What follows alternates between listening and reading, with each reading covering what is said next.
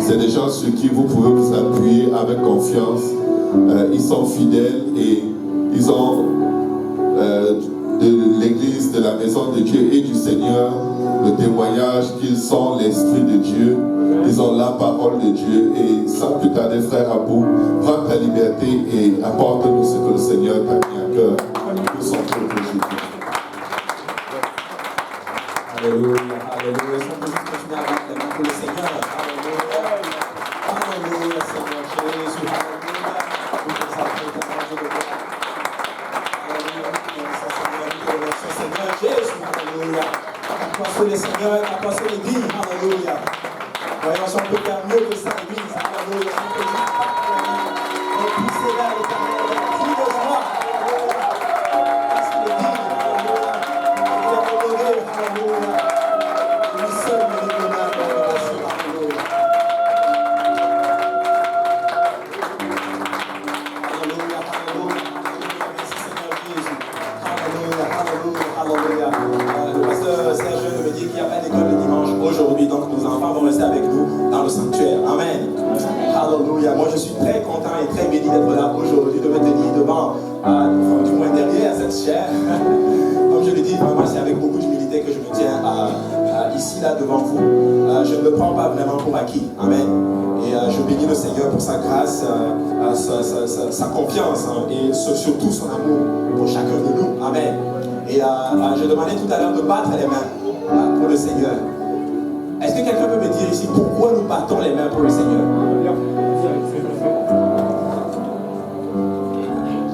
Pour le louer. Amen. Parce qu'il ordonne dans sa parole. Amen. J'ai deux réponses pour cela. Amen. La première, c'est celle-ci, c'est que notre Dieu est un roi. Et un roi mérite l'adoration. Un roi mérite.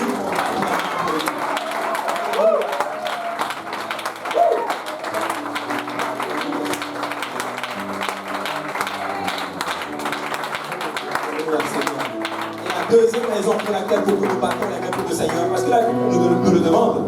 La Bible nous demande dans le psaume 47, il dit, vous tous, peuple, vous tous, habitants de la terre, partez les mains pour l'Éternel, partez les mains pour le Seigneur des Seigneurs. Alléluia. On peut encore battre les mains pour le Seigneur Jésus. Alléluia.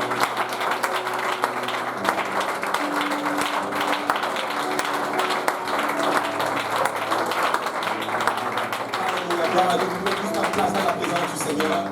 Je ne vais pas être très très long aujourd'hui. Et je crois de tout mon cœur que le Seigneur a une parole pour quelqu'un aujourd'hui. Amen. Et j'ai vraiment cherché la face du Seigneur. Et vous savez, ce n'est pas évident, ce n'est pas facile du tout, mais je compte sur la grâce de Dieu. Amen. Le Seigneur disait justement à Paul que sa grâce lui suffisait. Et je pense qu'en ce moment, la grâce de l'Éternel me suffit. Amen. Alléluia. Donc, avant toute chose, je tiens à honorer mon pasteur, le pasteur Kaouzi, qui n'est pas là aujourd'hui, qui est en voyage. Je prie vraiment que vous le gardez vraiment dans vos prières. C'est un homme de Dieu extraordinaire. Comme je dis toujours, je le considère comme un papa. Amen. Et c'est vraiment extraordinaire. C'est un homme de vision. Et nous bénissons le Seigneur pour l'homme de Dieu qu'il a mis dans notre vie. Lui et toute sa famille, ses enfants, nous les aimons. Amen. Je honore aussi mon pasteur, le pasteur Serge. Alléluia, que j'aime beaucoup. Amen. C'est mon parrain de mariage. Et le Seigneur l'a mis vraiment dans ma vie, vraiment. Et avec ma femme, des fois, on s'assoit, on dit, mais waouh, on le comprend juste parce que le Seigneur est en train de le faire. Mais nous bénissons le Seigneur parce qu'ils sont un exemple pour nous, lui et toute sa famille. Amen. Nous remercions aussi le pasteur Luc qui n'est pas là aussi aujourd'hui. Je sais qu'il fait un travail extraordinaire à Montréal-Nord en ce moment. Amen. Et je sais que Dieu a un gros réveil pour Montréal-Nord. Amen. Nous bénissons aussi le pasteur Lionel et son épouse, la sœur Nancy. Ils ne sont pas là aujourd'hui, mais nous les aimons, nous les apprécions énormément. Et je sais que Dieu a aussi de grandes choses pour eux. Je le disais pendant les temps de prière justement au groupe, je sens que cette année va être une année point tournante. Il y aura un réveil, il y aura Montréal-Nord va monter à une dimension extraordinaire, JPNL va aller à une dimension extraordinaire, l'Église de l'Est va aller à une dimension extraordinaire, Saint-Jérôme va aller à une dimension extraordinaire, à Saint-Laurent va aller aussi à une autre dimension, et sans oublier Saint-Michel qui s'en vient bientôt. En fait, le diable a juste peur en ce moment. Amen. Alléluia. Donc, avant toute chose, je vais demander au pasteur Serge de prier pour le service. Alléluia. Si nous pouvons tous nous lever à moment, s'il vous plaît. Éternel des armées, dans le nom de Jésus, nous venons te remettre ce moment, Seigneur. Nous venons te prier, parle à nos cœurs, Seigneur. Inspire-nous, Seigneur. Permets-nous de nous aligner, Seigneur, à ta volonté, à ta pensée pour un temps comme celui-ci. Permets, ô Dieu, que ton esprit vienne parler au plus profond de nos cœurs, Seigneur. Que rien de caché, Seigneur, ne reste caché, Seigneur. Mais que tout soit mis, Seigneur, à découvert, afin que par ta parole, par ton esprit, nous puissions, Seigneur, mettre chaque chose en ordre en nous, Seigneur. Et nous rapprocher de toi, Seigneur. Nous voulons voir ta face. Pardonne tout péché, toute iniquité, toute transgression, tout raisonnement qui s'oppose à la connaissance de Dieu. Et que ton nom soit béni. Alors que tu utilises ton serviteur, tu l'aides à décroître, afin que toi tu crois, Seigneur. Agis, Seigneur, au milieu de nous pour la gloire de ton nom. Et tout ceci, nous te le demandons dans le nom de Jésus. Que quelqu'un dise au nom de Jésus. Au nom de Jésus. Au nom de Jésus. Au nom de Jésus. Au nom de Jésus. Au nom de Jésus. Au nom de Jésus. Alléluia. Vous pouvez prendre place dans la présence du Seigneur. Alléluia. Comme je le disais tantôt, j'ai vraiment essayé de chercher la face du Seigneur, mais vous savez quoi, c'est vraiment pas évident, vraiment de toucher vraiment l'Esprit de Dieu. Mais c'est vraiment, comme je le dis toujours, c'est avec grâce vraiment que je me tiens vraiment devant vous. Et si je pourrais vraiment donner un titre à mon message aujourd'hui, c'est un don agréable, un don qui sent bon.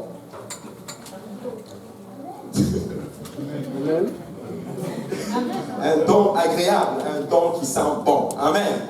Et avant toute chose, j'aimerais avoir posé une question à quelqu'un ce matin. Avez-vous déjà offert quelque chose à quelqu'un qui vous a coûté excessivement cher? Oui. À votre yes, amen. Alléluia, amen.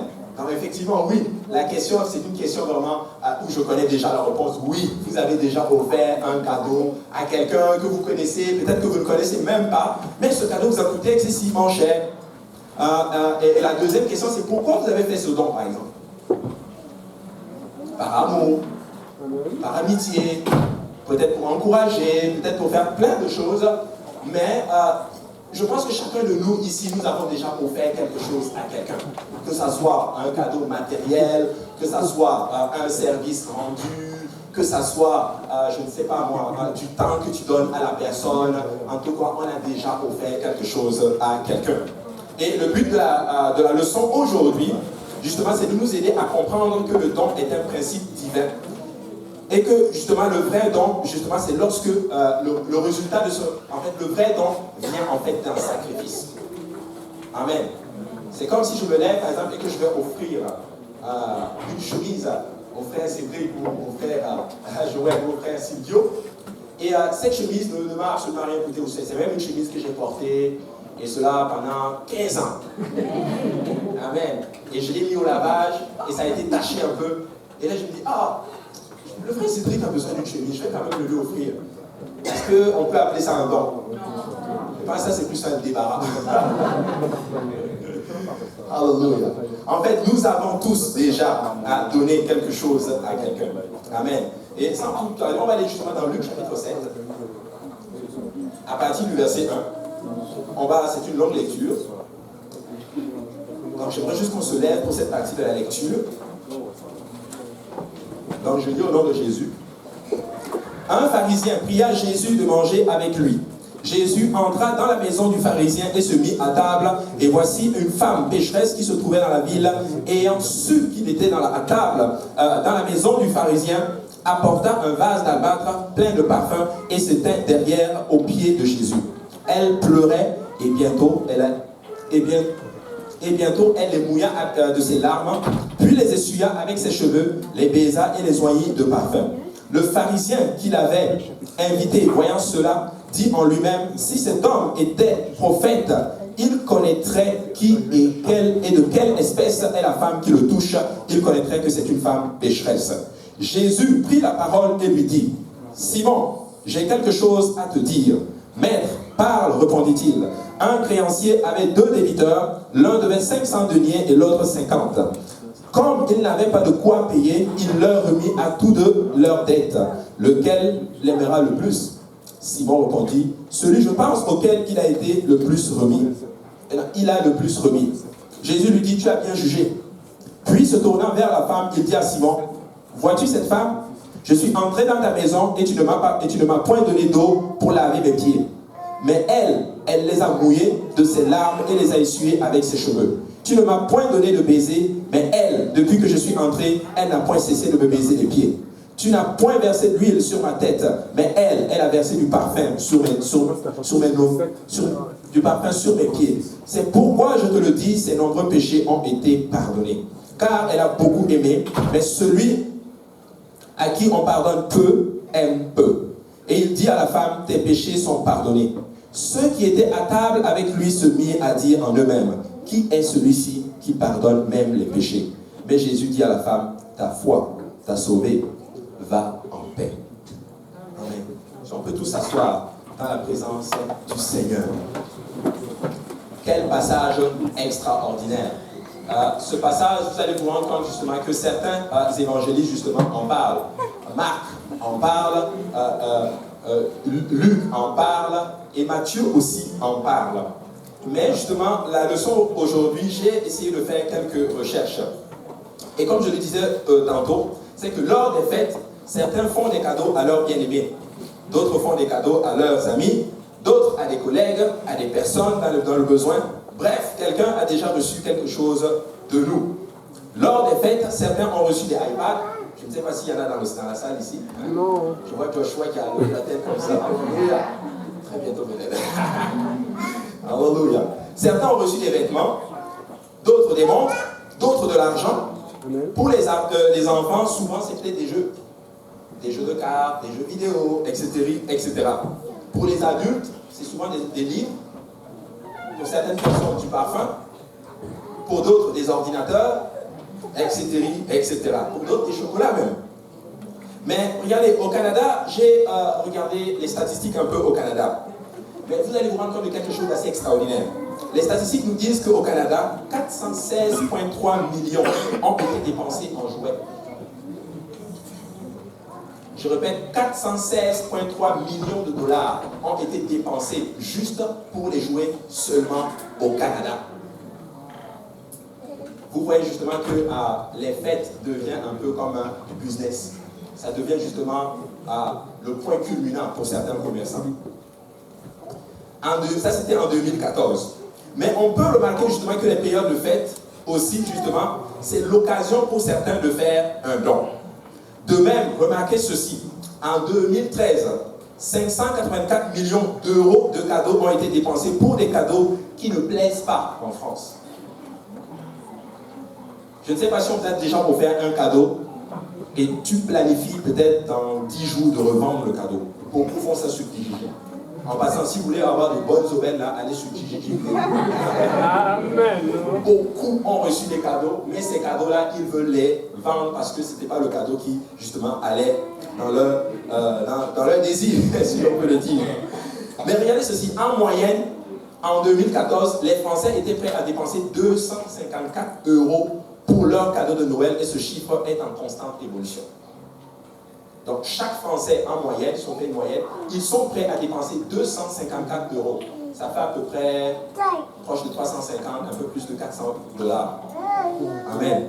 Je ne sais pas pour vous, mais je n'ai pas cet argent. Mais on pourrait se poser des questions, comme je le disais tantôt. Pourquoi nous faisons des dons? Comme la sœur disait tantôt, nous faisons des dons parce que nous aimons les gens avec lesquels nous sommes. Nous aimons justement certaines personnes. Nous faisons des cadeaux justement à ces personnes-là. Nous faisons des cadeaux peut-être des fois pour encourager certaines personnes. Nous faisons des cadeaux des fois pour reconnaître une personne. Nous faisons des fois justement des cadeaux justement pour récompenser une personne parce qu'elle a fait quelque chose et pour justement l'encourager justement dans ce sens. Mais quand vous allez justement dans la parole de Dieu, vous allez voir qu'il y a 3 mots en hébreu qui est utilisé pour le mot don. Il y a le mot mata, qui signifie en d'autres termes en présent, une littéralité en d'autres termes. C'est-à-dire que je me lève et je viens, je vois le frère Joshua. Il dit Joshua, ok. Bon, Joshua, ok. J'ai un stylo pour toi. C'est un cadeau. Donc ça, c'est mata, c'est libéral en d'autres termes. Donc je viens et je lui offre quelque chose. Mais il y a aussi un deuxième terme dans la Bible, en hébreu, c'est le mot terouma. C'est une offrande par élévation. C'est des offrandes pour Dieu. Ce terme, vous allez beaucoup plus le voir dans le livre d'Exode. Quand le Seigneur, justement, parle à Moïse, quand il demande à Moïse de demander au peuple qu'il vienne vers moi avec des dons, qu'il vienne vers moi avec quelque chose, qu'il vienne vers moi avec quelque chose, probablement qui te coûte excessivement cher. C'est ce que Dieu recherche. Et ce terme, dans la Bible, vous allez le voir en hébreu, c'est le mot, comme je le disais, terouma. Et j'espère qu'il y a des gens qui font beaucoup de terouma au Seigneur. J'espère que vous faisiez beaucoup de mata aussi justement aux gens qui sont autour de vous. Mais j'espère justement que vous donnez justement des dons à l'Éternel. Mais je vais venir et je vais expliquer par la suite de quoi je parle quand je parle de dons. Il y a aussi justement un troisième terme qu'on appelle, en hébreu c'est le mot zébed, qui signifie aussi juste un don. Amen. C'est juste un don. Mais quand vous rentrez dans les Écritures, vous allez voir que le mot mata et le mot terouma est le plus utilisé. Le mot terouma est le plus, dans le fond, utilisé, en d'autres termes. Amen. Mais lorsque nous prenons le passage que nous avons lu tantôt, nous sommes dans un contexte, justement, où un pharisien, c'est-à-dire c'est un homme de la loi, c'est un homme, justement, qui est un homme religieux, en d'autres termes, qui invite le Seigneur Jésus à entrer dans sa maison et à manger avec lui. Et il a cette grâce, Jésus entre chez lui, et Jésus justement se met à table avec lui, et il offre le souper au Seigneur. Quel privilège, quel honneur. Vous imaginez Jésus-Christ assis dans votre salon, sur votre table à manger, en train de manger avec vous. Laissez-moi vous dire qu'il sera juste le point central, en d'autres termes. En d'autres termes, tu vas tout abandonner juste pour te mettre à ton service, à son service. Tu vas juste venir vers lui pour dire, Maître, de quoi tu as besoin? Si tu as la révélation que c'est Jésus. Parce que beaucoup de gens reçoivent Jésus chez eux, ils ne savent même pas que c'est le Seigneur. Et on le néglige. On le prend comme quelqu'un d'autre. Peut-être que sur la table, c'était du McDonald's, par exemple. Ça ne coûte pas cher. C'est juste quelqu'un comme tout le monde. Mais laissez-moi vous dire que lorsque nous recevons quelqu'un d'important chez nous, le réflexe, c'est que nous allons préparer quelque chose d'extraordinaire, quelque chose qui sort de l'ordinaire pour ce personnage, parce que nous voulons donner de la révérence à cette personne. Ainsi, ce pharisien nommé Simon a la grâce de recevoir Jésus dans sa maison. Et j'imagine un peu le scénario. J'imagine probablement qu'il a préparé justement, probablement qu'il était excessivement riche. Il a sûrement dit à ses serviteurs et à ses servantes, faites tout ce qu'il y a de beau justement pour le maître. Ou du moins c'est ce que je crois. Mais la Bible nous dit ceci justement au verset 37 que « Et voici une femme pécheresse qui se trouvait dans la ville, ayant su qu'il était dans la ville, ayant su qu'il était à table dans la maison du pharisien, apporta un vase d'albâtre plein de parfums et s'éteint derrière aux pieds de Jésus. » Waouh!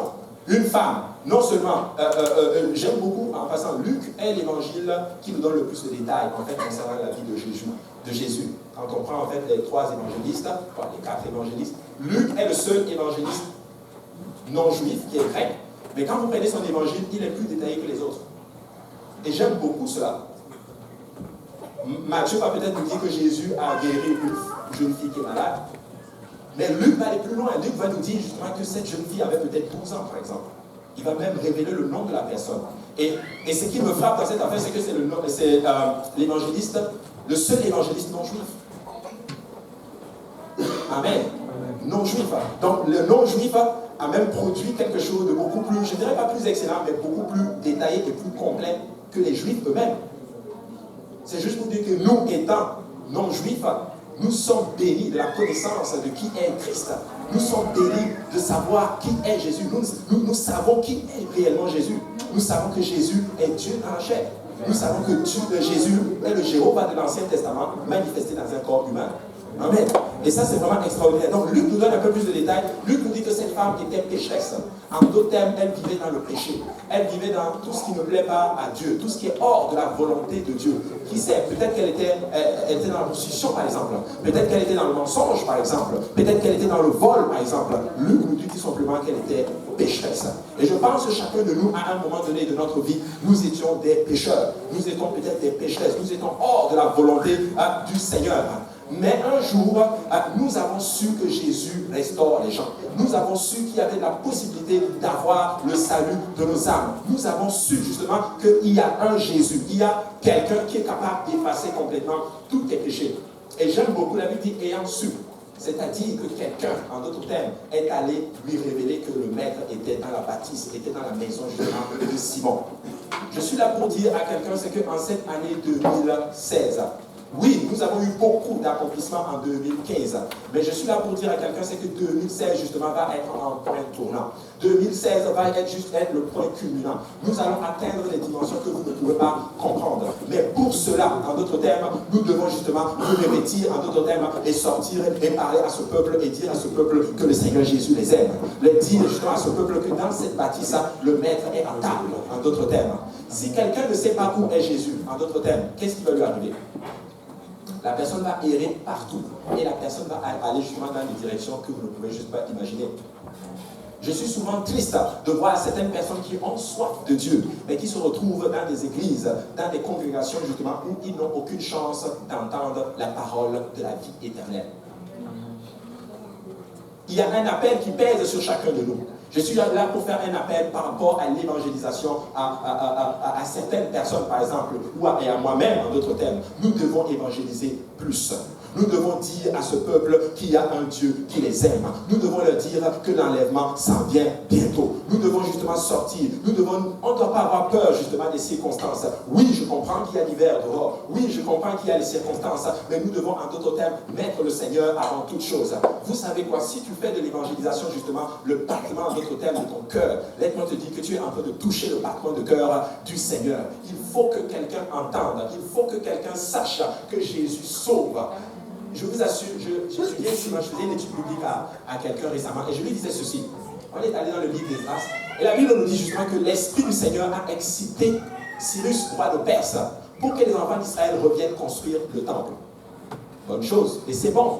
Mais moi j'étais un peu peiné quand j'ai vu ce verset.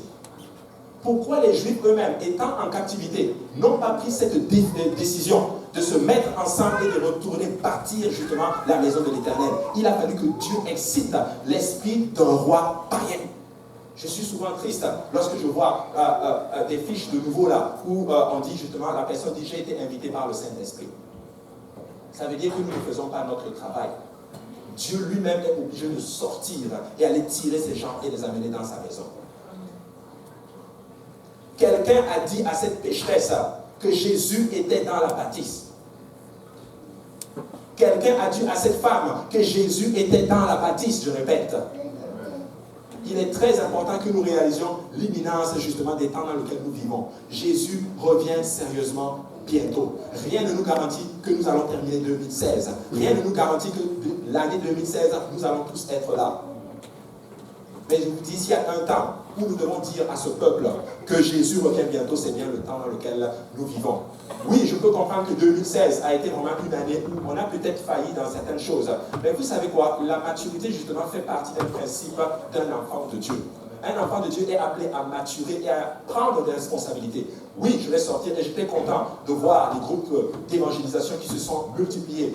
Des jeunes que je vois justement qui se lèvent et qui prennent le flambeau. Oui, je vais diriger justement tel groupe d'évangélisation. Oui, je vais diriger telle chose. Oui, je vais faire cela. Ça veut dire qu'il y a une prise de conscience quelque part. Mais nous devons faire plus. Nous devons encore prendre conscience. Donc quelqu'un a dit à cette femme, et cette femme étant dans ses nombreux péchés, et je peux imaginer un peu sa situation. Elle est peut-être triste, elle se dit, mais j'ai beaucoup de péchés. Et on me dit qu'elle est dans une maison où je n'ai même pas le droit d'y entrer. Parce qu'en ce temps-là, les femmes n'avaient pas le droit d'entrer dans un endroit où il y avait des hommes. En d'autres termes, je disais justement hier que les femmes n'avaient même pas le droit de s'asseoir à côté, par exemple, d'un rabbin pour écouter la parole, comme les autres disciples, par exemple, les disciples hommes. En d'autres termes, les femmes, à cette période-là, avaient, je peux le dire, le second rang, en d'autres termes.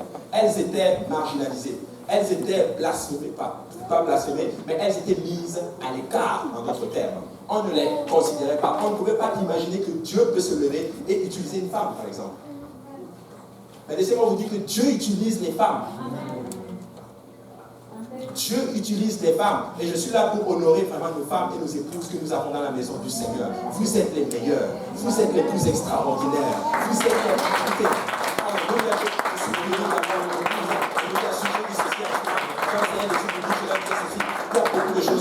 que je n'aurais jamais pu faire sans mon épouse. Mais je bénis le Seigneur pour les femmes qu'elle nous a données. Ce n'est pas les femmes du monde, c'est les femmes qui connaissent la parole de Dieu. C'est les femmes qui sont capables d'aller intercéder pour leur mari. C'est les femmes qui sont capables de se tenir contre justement l'ennemi. Je ne peux pas peur. Peut-être que je suis en train de prêcher en ce moment, mais je sais que ma femme est en train d'intercéder pour moi. Peut-être que frère Serge ne peut pas prêcher à un moment donné, mais je sais que sa femme intercède pour lui. Je sais qu'il y a beaucoup de gens qui sont là et nous bénissons le Seigneur pour nos épouses. Écoutez, je ne sais pas pour vous, mais moi j'aime nos femmes. Vous êtes les meilleurs. Vous êtes les meilleurs. C'est les femmes de Dieu. Et si tu es à l'église du Dieu vivant, laisse-moi te dire qu'il y a une différence. Quand vous prenez les Écritures, vous allez rendre compte de quelque chose. L'homme, c'est l'attaque. Amen. Mais la femme, c'est la défense. Voilà pourquoi quand les gens arrivent dans une église, la première chose qu'ils vont regarder, c'est quoi? C'est la femme. Amen. Et je suis là pour vous dire juste, vous êtes juste extraordinaire. Continuez dans votre consécration. Continuez dans la prière. Continuez dans tout ce que vous faites pour le Seigneur. Et Dieu va vous bénir. Cette femme était au second plan. Elle avait beaucoup de péchés. Je ne sais pas quelle était sa vie. Mais je suis convaincu que c'était une vie probablement peut-être, je ne sais pas si elle était mariée, je ne pense pas, mais elle était probablement une prostituée. Elle vendait en d'autres termes son corps. Probablement qu'elle n'avait aucune ressource. Probablement qu'elle n'avait aucun moyen de s'en sortir. Et le seul moyen, peut-être pas le seul moyen, mais le moyen qu'elle a trouvé peut-être pour s'en sortir, c'est de se vendre carrément à des hommes qui ont abusé d'elle. Et probablement il y a des gens ici qui ont été abusés. Peut-être pas physiquement, peut-être émotionnellement, peut-être d'une certaine façon. Vous avez été abusé. On vous a dominé en d'autres termes. On a profité de vous. Et aujourd'hui, vous êtes dans la maison du Seigneur. Et vous êtes en train de persévérer dans la maison du Seigneur. Cette femme était pécheresse. Cette femme était juive. Cette femme était en Israël. Et en Israël, des femmes comme ça, lorsqu'on te prenait, vous savez quoi? Probablement que c'était la lapidation et la lapidation complète. Peu importe ce que j'ai fait, peu importe qui je suis, je veux vous dire une chose, en Jésus, il y a toujours de l'espoir. Et j'ai beaucoup aimé l'introduction ce matin. J'ai beaucoup aimé l'introduction ce matin. Ne te réjouis pas mon sujet, mon ennemi. Parce que si je suis tombé, je vais me relever. Et si je suis dans les ténèbres, le Seigneur l'Éternel, il sera ma lumière. Peu importe ce que j'ai fait, en Jésus, il y a de l'espoir. En Jésus, il y a de la lumière. En Jésus, il y a la restauration. En Jésus, il y a la paix. En Jésus, il y a la joie. Peu importe ce que j'ai fait. Et cette femme, elle se lève, elle entend que Jésus est dans la bâtisse. Probablement qu'elle se dit, peu importe qui est dans la bâtisse, peu importe Pierre est dans la bâtisse, peu importe Matthieu est dans la bâtisse, peu importe Jean est dans la bâtisse, le disciple aimé, peu importe le pharisien Simon le lépreux est dans la bâtisse, mais tu sais quoi? Je sais qu'il y a un qui est plus grand que eux. Peut-être que je n'ai pas le droit d'y aller, mais tu sais quoi? J'ai appris que Jésus est dans la bâtisse et je vais y aller. Je vais rentrer dans la bâtisse. Regardez, quand elle est rentrée, regardez l'attitude de cette femme. La Bible dit ceci. Et voici une femme pécheresse qui se trouvait dans la ville, ayant su qu'il était à table dans la maison du pharisien, apportant un vase d'albâtre plein de parfums et se tint derrière, derrière aux pieds de Jésus. Elle a su que Jésus était dans la bâtisse. La Bible dit qu'elle s'est levée, elle est allée dans la bâtisse, et vous savez qu'est-ce qu'il a fait? Elle a pris un vase d'albâtre. Elle étudiait le vase d'albâtre. C'était un vase, un parfum qui coûtait excessivement cher. Probablement c'était le trésor, c'était peut-être toutes ses épargnes qu'elle avait pris pour acheter ce parfum. Oh, alléluia, le Seigneur. Amen. Probablement que c'est tout ce qu'elle avait. Oui, je sais que Jésus est dans la bâtisse. Je sais que je n'ai rien à lui offrir. Mais tu sais quoi, je veux lui offrir tout ce que j'ai. Je veux lui offrir tout ce que j'ai de plus précieux. Et j'ai beaucoup aimé justement certaines personnes qui me disaient tantôt, oui, nous avons offert des cadeaux à des personnes que nous aimons. Mais qu'est-ce que nous avons offert à Jésus en cette début d'année? Qu'est-ce que nous lui avons offert? Qu'est-ce que nous lui avons offert? Elle a pris ce parfum et le vase d'albâtre, certains ont fait des études. Et ils se sont rendus compte que c'est un vase qui vient d'Inde. Et à l'époque, pour trouver un tel vase, il fallait que tu te lèves vraiment très tôt, comme on dit justement en expression. Il fallait que tu ailles chercher loin. Elle est venue et elle s'est tenue derrière Jésus. Et je me pose la question, pourquoi s'est-elle tenue derrière Jésus? Pourquoi ne s'est-elle pas tenue devant le Seigneur? Probablement que c'était la peur. Elle avait probablement la honte. Elle était probablement, elle se disait, je ne suis pas digne de me tenir devant lui. Elle est venue derrière Jésus et elle s'est mise à ses pieds. Vous savez quoi? Le meilleur don que tu vas donner au Seigneur, ce n'est pas tes dîmes et tes offrandes. C'est toi-même. C'est toi-même. Et ça, c'est un parfum qui sent bon. C'est le parfum d'une odeur agréable à l'Éternel. Elle a compris que peu importe ce qu'elle allait donner au Seigneur, ce qui importait le Seigneur Jésus, c'était elle-même. Jésus n'a rien à voir avec justement, certaines personnes pensent que lorsqu'ils viennent à la maison du Seigneur, ils donnent leurs dîmes et leurs offrandes, ils pensent et ils ont une bonne conscience, ils sont contents. C'est parce que Dieu regarde. Dieu veut ton engagement total. Et si vous voulez donner quelque chose à Dieu, assure-toi que tu te donnes complètement d'abord à lui. Et je suis là pour tâter le terrain de quelqu'un pour dire qu'est-ce que tu as donné au Seigneur aujourd'hui? Qu'est-ce que tu as donné au Seigneur depuis le début de l'année 2016? Et j'espère qu'il y a des gens qui sont prêts à se donner complètement à la prière au Seigneur. J'espère qu'il y a des gens qui sont prêts à se lever et à vaquer à la prière. J'espère qu'il y a des gens qui vont se lever et entendre le chant, la chambre secrète et prier et dire Seigneur, je suis complètement à toi. Qu'est-ce que tu as donné au Seigneur en cette année 2016? Et se tint derrière, au pied de Jésus. Elle pleurait et bientôt elle mouilla de ses larmes, puis les essuya avec ses cheveux. Je n'ai pas d'eau pour laver tes pieds, maître. Je n'ai rien pour essuyer tes pieds. Mais tout ce que j'ai, je vais les utiliser. Non seulement pour laver tes pieds, mais en même temps t'essuyer aussi les pieds. Elle a lavé les pieds du Seigneur avec ses larmes. Écoutez, je vais vous dire une chose. La Bible nous déclare ceci justement, que la parole du Seigneur est une semence. Mais tu sais quoi? Tu vas arroser cette semence avec tes larmes de la prière. Et c'est ça qui va faire grandir les choses. Le peuple d'Égypte, plutôt le peuple d'Israël était en captivité pendant 70 ans. Le royaume de Juda a été en captivité à Babylone pendant 70 ans. Oui, peut-être qu'ils ont l'esprit a été excité en roi païen pour qu'ils reviennent. Mais j'imagine les prières et les prières qui ont été justement déversées pour voir ce grand jour. Voilà pourquoi il dit ceci. Lorsque l'Éternel nous remena justement de notre captivité, nous étions dans la joie. Écoutez, pour voir cette joie, pour voir ce rire, laisse-moi vous dire qu'il y a des larmes de prière qui ont été déversées justement. Et cette semence de la parole qui a été semée, parce que le Seigneur avait semé une parole, comme quoi il allait ramener les enfants d'Israël justement en Israël, à la terre promise. Mais ils sont, en d'autres termes, ils sont arrosés, en d'autres termes, cette semence avec les larmes de la prière. Église de Dieu, beaucoup de semences ont été données à travers la parole du Seigneur. Des prophéties concernant le réveil, ici, à Montréal-Nord, etc., etc. Mais je veux vous dire une chose, cette semence va grandir si nous nous levons à un moment donné et que nous arrosons cette semence avec les larmes de la prière. Tu ne pourras jamais avancer sans la prière. Pasteur Grand m'a dit ceci, si tu ne pries pas, tu vas certainement rétrograder. Si tu ne pries pas, tu vas mourir spirituellement.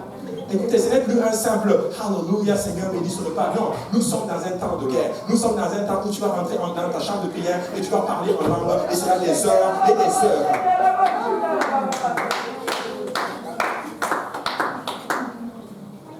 Dieu est en train d'appeler justement son peuple à vaquer à la prière. 1 Pierre 4, verset 7.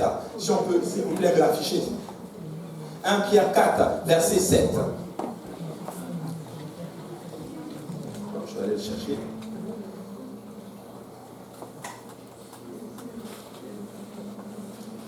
Il dit ceci, la fin de toute chose est proche. Soyez sages et sobres pour vaquer à la prière. Soyez sages donc sages et sobres pour vaquer à la prière, parce que la fin de toute chose est proche. Église, je n'ai pas envie d'être comme un mauvais prophète, mais je vais être le prophète de Dieu. Je vais juste là pour vous dire ceci. La fin de toute chose est proche. Et s'il y a un temps où nous devons sérieusement prier, c'est vraiment le temps dans lequel nous sommes de nos jours. Vous voulez voir le salut de vos familles? Ça va prendre des larmes de prière. Ça va prendre des gens qui sont prêts à se déplier complètement devant Dieu. Ça va prendre des gens qui vont pleurer devant Dieu des heures et des heures. Nous devons prier, Église. Nous devons beaucoup prier. Il déclare dans sa parole 2 Chroniques 7,14. Si le peuple sur qui mon nom est invoqué s'humilie et prie et cherche ma face, je l'exaucerai et je guérirai son pays. Écoutez, ce peuple est juste devant moi. C'est vous qui portez le nom de Jésus. Ce n'est pas le peuple dehors qui porte le nom de Jésus, mais ce sont nos prières qui vont les attirer. Ce sont nos prières qui vont émettre un parfum d'une bonne odeur. Et quand ils vont être dehors, ils vont sentir ce parfum et ils vont ouvrir ces portes et ils vont venir. Mais si nous ne prions pas, si nous ne sommes pas sérieux dans la prière, si nous ne sommes pas sages dans la prière, laissez-moi vous dire que nous n'allons jamais voir justement toute cette promesse que le Seigneur nous a promis.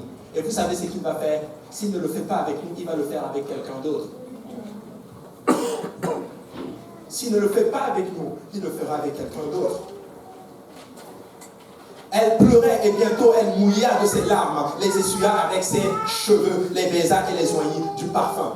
Vous savez quoi? À cette période-là, les cheveux représentaient quelque chose d'assez important pour les femmes. Justement, c'était en d'autres termes, le livre de Corinthiens nous enseigne que les cheveux, c'est la marque de notre consécration, en d'autres termes, pour les femmes, par exemple. Mais vous savez quoi? C'est ça qu'elle a utilisé pour les tuer, essuyer les pieds de Jésus. Elle a utilisé ses cheveux. Qu'est-ce que nous utilisons aujourd'hui pour laver les pieds du Seigneur Jésus? Est-ce que nous utilisons notre consécration? Est-ce que nous utilisons tout ce que le Seigneur nous a donné pour laver les pieds du Seigneur? Elle les oignit et elle les baisa. La Bible dit, elle les oignit de parfum. Vous savez quoi? À ce moment, quand elle est rentrée dans la bâtisse, l'atmosphère, le parfum justement de la bâtisse avait complètement changé. Et je vais vous dire une chose, ce n'est même pas ta décision de venir dans la maison du Seigneur qui va changer l'atmosphère de cette bâtisse, c'est ce que tu vas lui offrir. C'est ce que tu vas lui offrir qui va changer l'atmosphère en d'autres termes de cette bâtisse. Elle a donné quelque chose d'excessivement cher. Et ce parfum s'est élevé. Ce parfum, en d'autres termes, a juste parfumé la salle dans laquelle ils étaient. Jésus était dans la bâtisse avec ses hommes. Jésus était dans la bâtisse avec les apôtres. Pour le moment que les 12 apôtres étaient dans la bâtisse avec lui, aucun d'eux n'a été capable de prendre un parfum et de moindre ses cheveux. Et je vais vous dire pourquoi. Ils se sont habitués à Jésus. C'est devenu notre copain. Là. On est tout le temps avec lui. Mais c'est ça, le premier amour est parti. On ne le considère juste plus. On est à table avec Jésus, mais ce n'est pas vraiment une grosse affaire. C'est quand même Jésus. Ok, si j'ai un pied cassé, qui va me guérir? En d'autres termes, tu arrives à une place et ça devient justement de la religion. Tu arrives dans la maison du Seigneur, tu ne ressens même pas la présence de Dieu, mais lorsque tu adores, Yannick, le frère Yannick commence, on commence ça. Le frère Cédric commence, on fait tant de mouvements sans avoir aucune relation intime avec le Seigneur. Ce n'est plus une grosse affaire. Jésus est juste devenu de la routine. Jésus était devenu de la routine pour les apôtres. Il était devenu de la routine pour les apôtres. Mais il y a une femme qui va leur montrer, je vais vous montrer que vous avez le meilleur, vous avez le best. Et je vais vous montrer qu'est-ce qu'on fait lorsqu'on a le best. Quand on a le best, on en prend soin. Quand on a le best, on l'entretient. Je vais vous dire une chose, les choses excessivement précieuses coûtent cher à garder.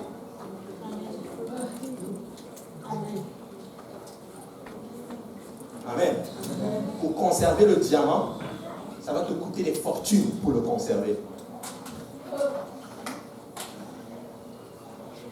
Si vous voulez vraiment garder votre relation avec le Seigneur, ça va te coûter quelque chose.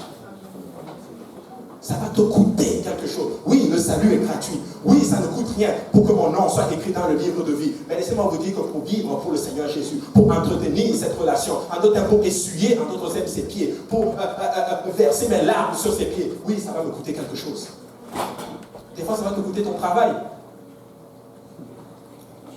Et on connaît plein ici, justement, qui ont payé le prix fort pour vivre pour Dieu. Certains ici payent le prix fort pour vivre pour Dieu. Certaines personnes, justement, ont coupé certaines relations pour vivre pour Jésus. Certaines personnes ont été, justement, d'autres termes, à renier de leur famille, juste pour vivre pour Jésus. Certaines personnes, leur mari les ont complètement bafoués, juste parce qu'elles ont choisi de vivre pour Jésus. Certaines personnes ont perdu leurs épouses parce qu'ils ont choisi de vivre pour le Seigneur Jésus. Certaines personnes ont abandonné des carrières parce qu'ils ont décidé de vivre pour Jésus. Mais je vais vous dire une chose. Tu as fait le bon choix. Tu as fait le bon choix. Ne tergiverse pas. Sois ferme. Reste en Jésus. Pas de compromis. Accroche-toi à cette relation. Oui, c'est une relation très difficile justement à entretenir. C'est une relation très difficile justement dans laquelle tu vas t'engager. Mais laissez-moi vous dire une chose. Les voies de Dieu ne sont pas les plus faciles, mais les voies de Dieu sont les meilleures voies. C'est les meilleures voies. Vous savez quoi, le Seigneur a dit ceci à Marie. Oui, c'est vrai.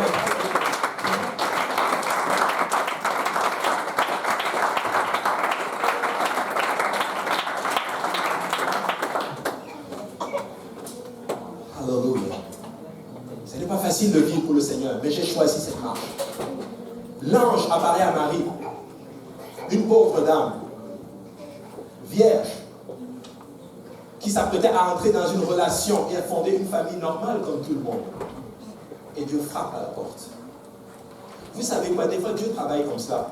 Au moment où tu t'apprêtes à bâtir quelque chose d'aussi normal, qui est considéré par le commun des mortels comme étant un succès, c'est là que Dieu frappe à ta porte.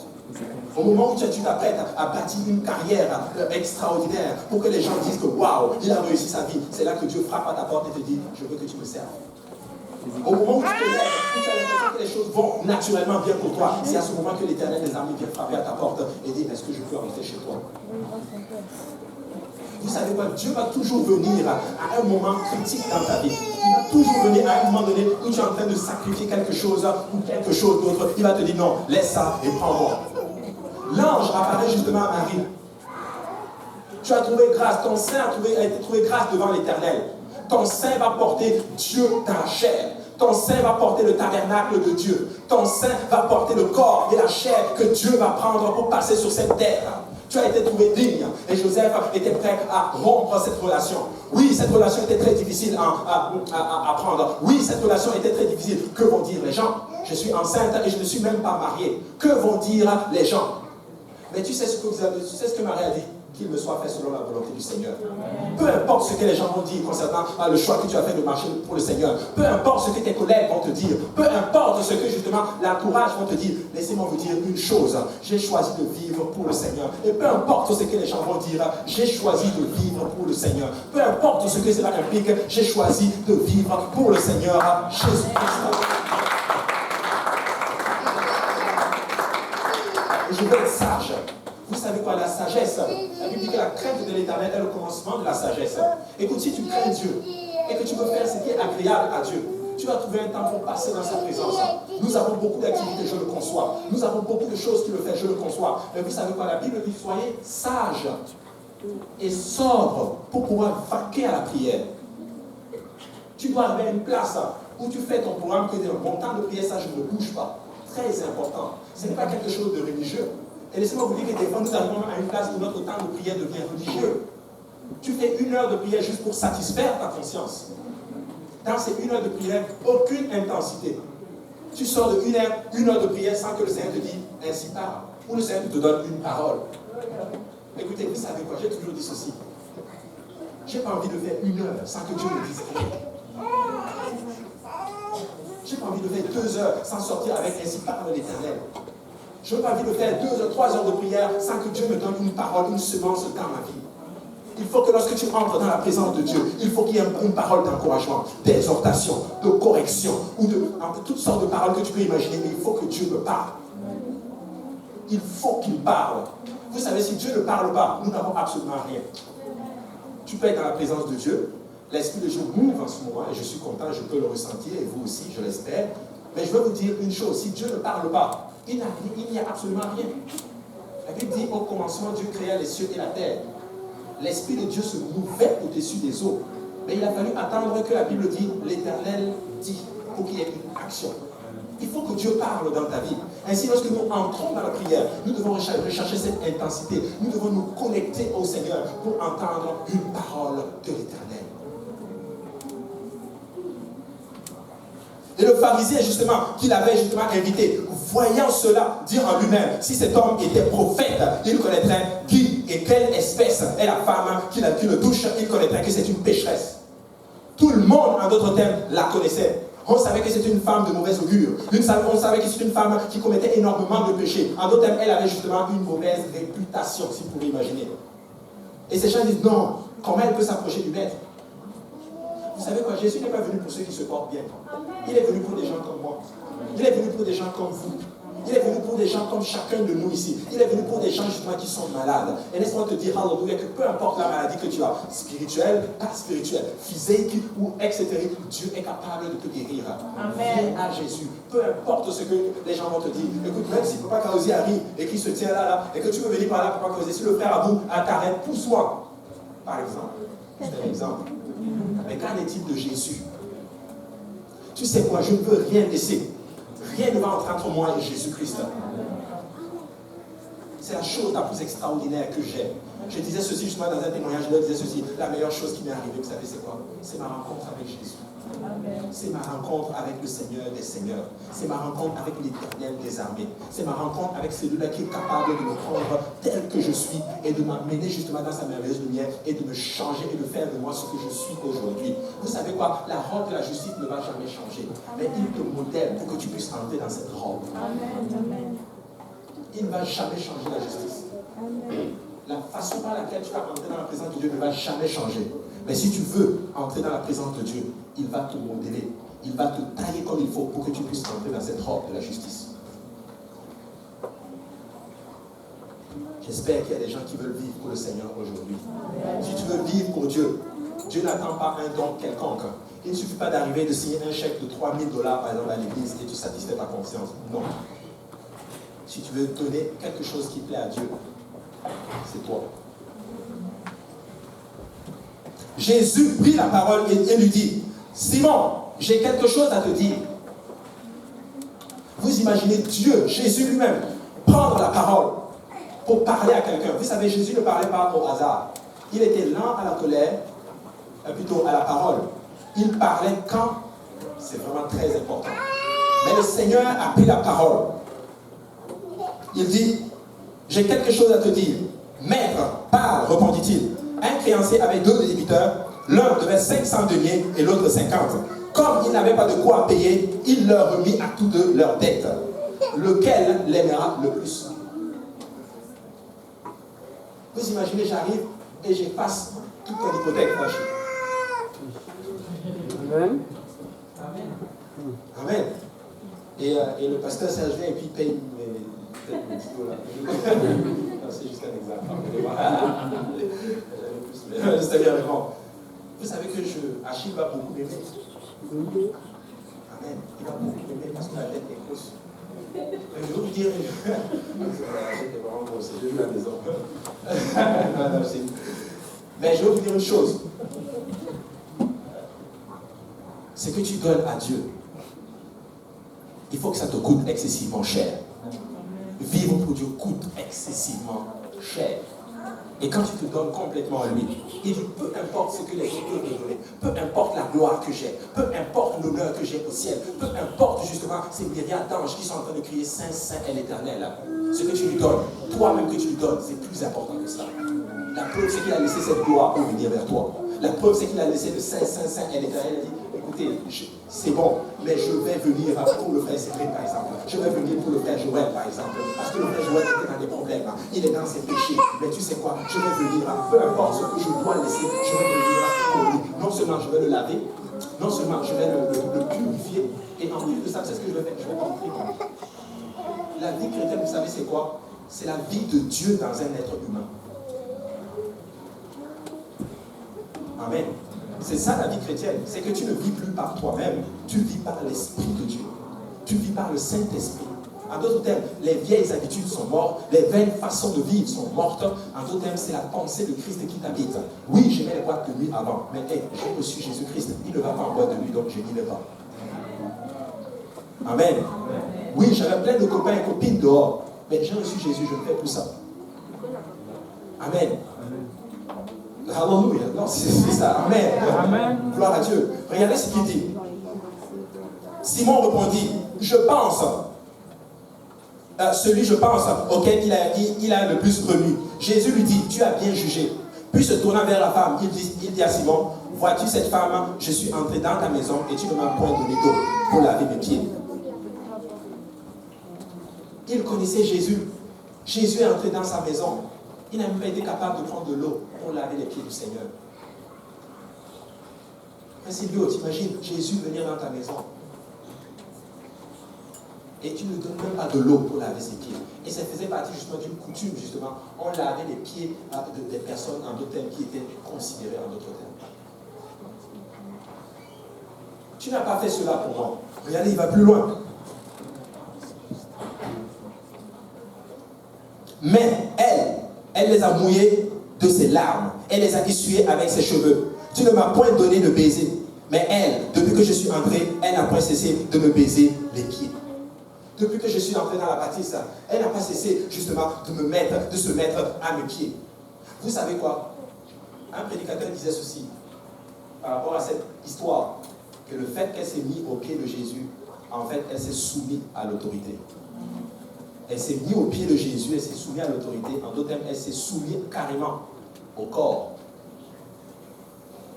Mais quel est le corps de l'Église? Quel est le corps de Jésus aujourd'hui? C'est l'Église. Elle s'est soumise carrément, elle s'est mise à ses pieds. Donc tout le corps était au-dessus, la tête était au-dessus, et tout le corps était au-dessus. Beaucoup viennent dans la maison du Seigneur, et vous êtes rebelles avec les lois. Peut-être pas les lois, avec les, si je peux le dire, les instructions, par exemple, que l'Église établit. Ce n'est pas la bonne façon de fonctionner. Ce n'est pas la bonne façon d'avancer. Si tu veux être béni dans la maison du Seigneur, soumets-toi, mets-toi au pied du Seigneur. Et si tu te mets au pied du Seigneur, tu es complètement en dessous du corps. Amen. Vous savez quoi? Il n'y a aucune église parfaite. Il y a des standards dans la parole du Seigneur que nous allons tous respecter. Mais il y a des standards que l'église va mettre en place. Par exemple, oh, pourquoi? Tous les samedis, il faut prier.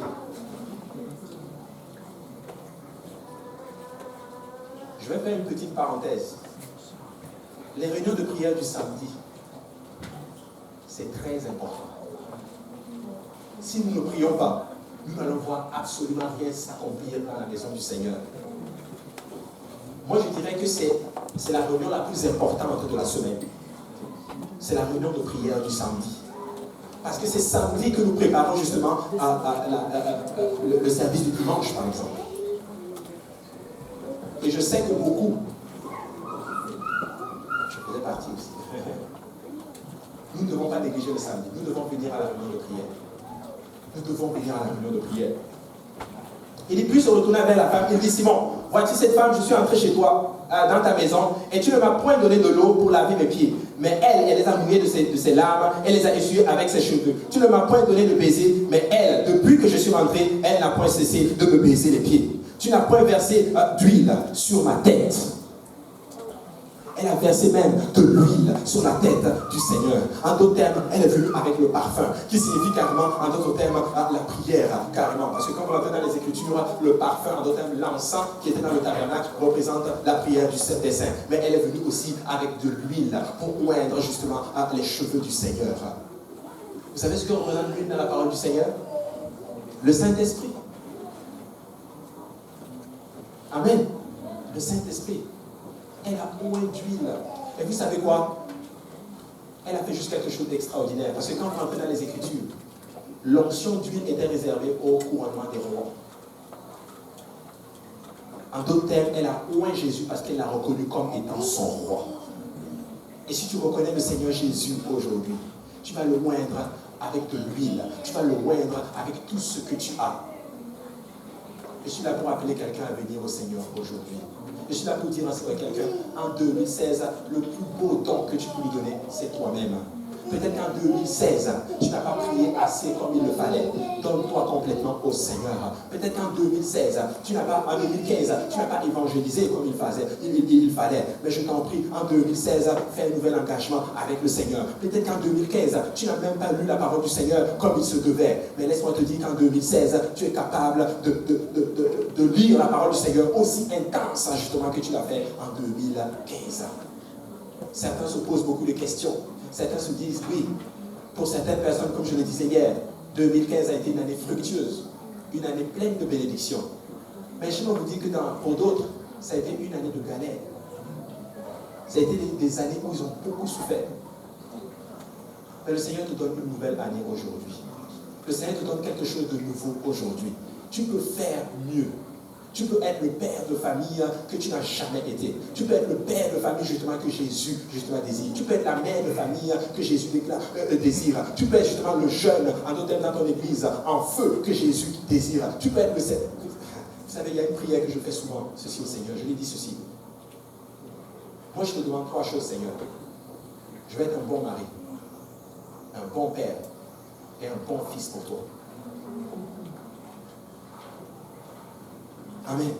C'est très important. Nous devons cibler justement nos prières. Il dit ceci. Tu n'as point versé d'huile sur ma tête, mais elle a versé du parfum sur mes pieds. C'est pourquoi je te le dis, ses nombreux péchés ont été pardonnés. C'est qu'elle a donné, l'a amené justement à avoir, en d'autres termes, le salut de son âme, carrément. Si tu veux avoir le salut de ton âme aujourd'hui, tu dois donner ton corps à Jésus. Parce qu'il dit, donnez votre corps comme un sacrifice vivant, pas un sacrifice mort. Les autres divinités veulent des sacrifices morts. Tu dois sacrifier un poulet ici, tu dois sacrifier un mouton ici, tu dois sacrifier telle chose ici. Mais Jésus te demande, non, je ne veux pas que tu te tues pour moi. Moi, je suis mort pour toi. Mais ce que je te demande, c'est que tu vives pour moi.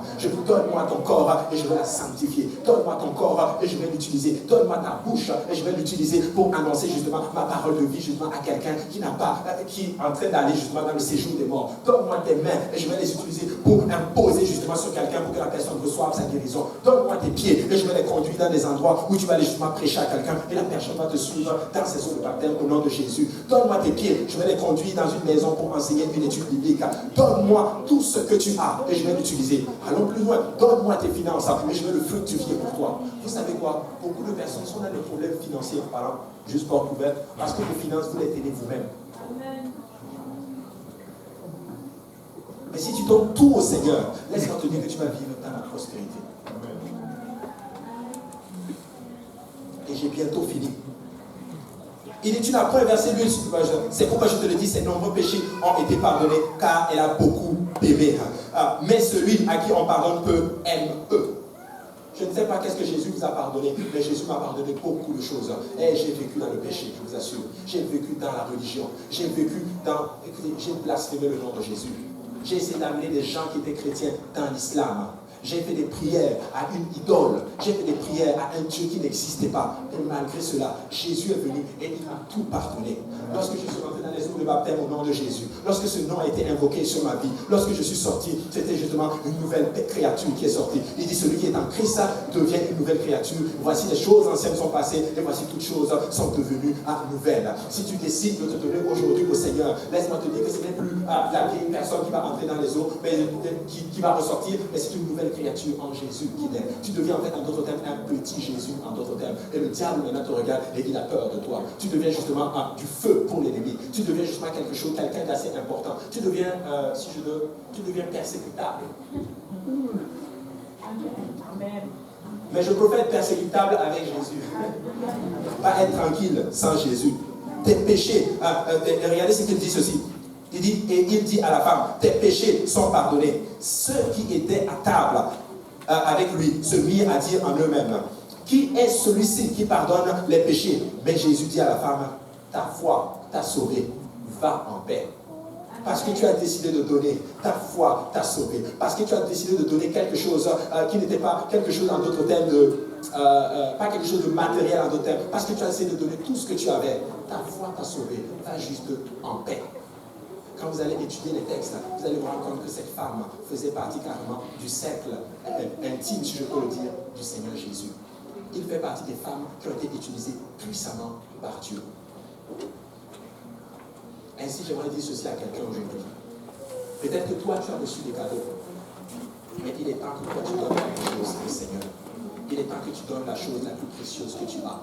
Mais la chose la plus précieuse que tu as, c'est toi-même. Est-ce qu'on peut se lever dans la présence du Seigneur?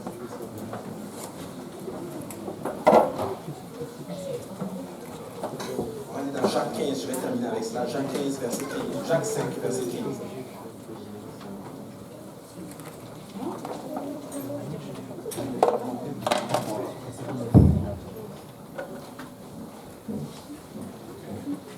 On va commencer à partir du verset 12. Il dit, avant toute chose, mes frères, ne jurez ni par le ciel, ni par la terre, ni par aucun autre serment. mais que votre oui soit oui et que votre non soit non, afin que vous ne tombiez pas sous le jugement. Quelqu'un parmi vous est-il dans la souffrance? Qu'il prie. Quelqu'un est-il dans la joie? Qu'il chante des cantiques. Quelqu'un parmi vous est-il malade? Qu'il appelle les anciens de l'Église et que les anciens de l'Église prient pour lui, en loyant d'huile au nom du Seigneur. La prière de la foi sauvera le malade et le Seigneur le relèvera. Et s'il a commis des péchés, il lui sera pardonné. Confessez donc vos péchés les uns aux autres et priez les uns pour les autres afin que vous soyez guéris. La prière fervente du juste a une grande efficace. Si tu es là ce soir, ce matin, aujourd'hui, Jésus est mort pour toi. Et Jésus ne demande pas tes biens matériels. Jésus ne demande rien de ceci. Ce qu'il demande, c'est toi-même. Et la seule manière pour toi de te donner au Seigneur Jésus, c'est d'obéir à l'évangile. J'ai beaucoup aimé l'introduction aujourd'hui. Peu importe ce que j'ai fait, je reviendrai au Seigneur Jésus et je me repentirai de mes péchés. Et si tu n'as pas été baptisé au nom de Jésus, tout est là, parce que c'est la manière par laquelle tu entres dans le corps du Christ. Et il promet que celui qui repent se repent de ses péchés, celui qui se baptise au nom de Jésus, recevra le don du Saint-Esprit. Quand tu es baptisé au nom de Jésus, tu entres en Jésus. Mais quand tu reçois le Saint-Esprit, il entre en toi. Amen. Le Seigneur vous bénisse.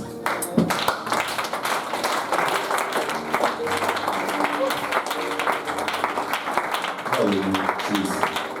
Si nous pouvons traverser ce moment vers lequel pour prier, pour nous offrir à Dieu comme un sacrifice vivant. Le cadeau de Dieu, c'est nous-mêmes. Alléluia. Nous voulons rappeler à Dieu que nous sommes conscients que nous lui appartenons. Alléluia. Nous voulons rappeler à Dieu combien nous sommes reconnaissants de la vie qu'il nous a donnée, de tout ce qu'il nous a donné. Car en fait, tout lui appartient. Il donne à qui il veut. Il a le pouvoir de donner, il a le pouvoir de reprendre. Alléluia. Je me donne tout à toi, Seigneur. Je me donne tout à toi, Seigneur. Je te donne le contrôle, Seigneur. Je ne retiens rien, Seigneur. Je ne retiens pas mes pensées, je ne retiens pas ma vie, Seigneur. Papa, je me donne simplement à toi, Seigneur. Tu es tout pour moi, Seigneur Jésus. Je ne peux pas vivre, je ne veux même pas vivre sans toi, Seigneur. Alléluia, Jésus. Alléluia, Seigneur. Alléluia, Jésus. Alléluia, Adonai. Alléluia, Seigneur Jésus. Alléluia, Seigneur. Je te donne le contrôle, Seigneur. Alléluia, Jésus. Alléluia, Jésus. Éternel des armées, nous te remercions pour ta parole, Seigneur. Aide-nous, Seigneur, à nous donner à toi, Seigneur. Papa, nous sommes, Seigneur, l'objet de ton affection, Seigneur. Alléluia, Jésus, viens nous aider, Seigneur. Viens nous aider, Papa. Viens nous aider, maître des temps, maître des circonstances. Alléluia, Jésus. Alléluia, Jésus. Alléluia, Jésus. Seigneur Jésus, viens nous aider, Seigneur, nous offrir à toi comme un sacrifice vivant, Seigneur Jésus. Saint, agréable à Dieu, Seigneur. Alléluia, Jésus. Alléluia, Seigneur Jésus. Alléluia, Seigneur. Alléluia, Jésus. Alléluia, Jésus. Alléluia, Jésus.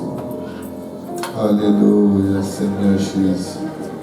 Seigneur Jésus, Seigneur Jésus.